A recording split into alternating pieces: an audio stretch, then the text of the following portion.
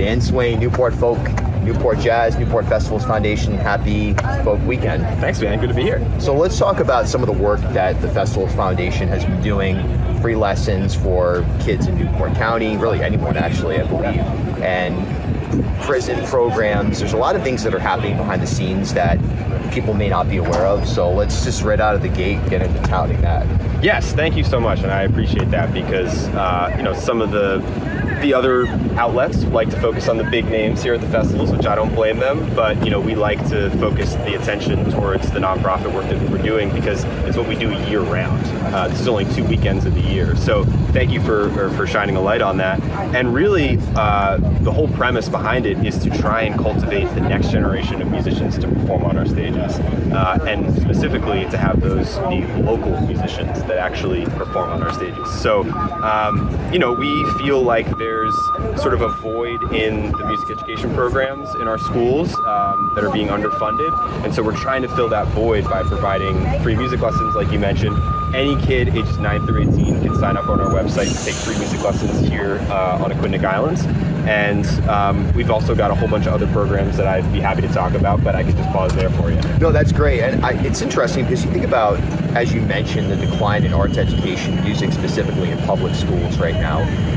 There's still obviously a lot in the athletic realm, but if you want to compete for a college scholarship, let's say, or you have ambitions of playing pro, you're probably going to an academy. If you're a soccer player, produced by the New England Revolution. So it's almost like the nonprofit private sector is filling gaps in developing talent in a way in business, in tech. We see this. So it's a natural thing.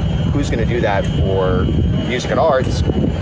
Newport Folk, Newport Jazz. It's almost like this is the next step in our education evolution here, where your specialization is being deployed. I think that's really interesting, and it aligns perfectly with the Met. So the Met is for those that don't know, it's a public school program, but it's kind of like a more progressive, open-minded public school program.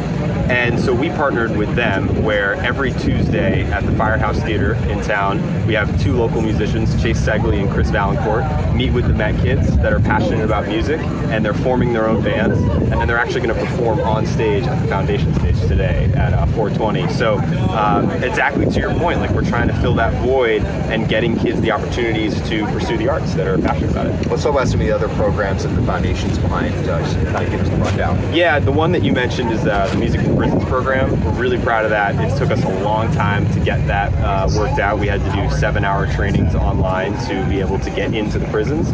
But we have 2 music educators that go in every Friday to the Women's Correctional Facility in Cranston, and they go in and they meet with the same women come every week, and they learn guitar, keyboard, and then songwriting. And it's really providing music and hope to people that need it most in our society. And then we bring in artists that are in the folk and jazz family. We had Sierra Farrell come in and do a day with the women in the facility, and really trying to engage artists in our community to take part in that program. Yeah, it's a long tradition in folk music, this sort of outsider, and I mean that in like the most polite way, in the sense of anybody who is not sort of in our mainstream focus of what is quote unquote normal. Folk music, jazz music, indie music, it represents that sort of counterculture, which extends to those who have, for whatever reason, ended up behind bars in a prison situation. So it's a natural fit there as well. Yeah, and I like to think that folk music is music that anyone can play. And that is particularly pertinent in prisons, where they actually can learn how to write songs, and they can learn how to play a guitar, and that provides them with an outlet to process their emotions and deal with the reality of a very difficult situation. So yeah, we're really proud of that program, and we're hoping to expand it and have it grow. Lastly here, it's a little bit over the top sometimes to be like, Pete Seeger said this in 1959 and it still applies today or whatever. Can't you believe what Bob Dylan did in 1964, whatever. But there is a through line here, and it's actually real. It's not just ornamental or performative. There's a through line at this event. There's obviously a through line in jazz and in the work that you do.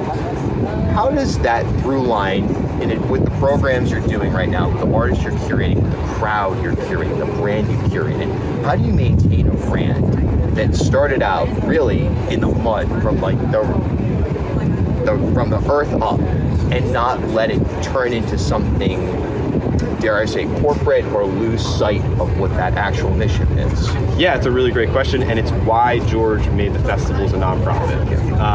They became a nonprofit in 2011 because George realized he had to maintain the integrity of the events. That's why we're really careful that artists aren't stepping onto, the XYZ Corporation when they get onto the fourth stage.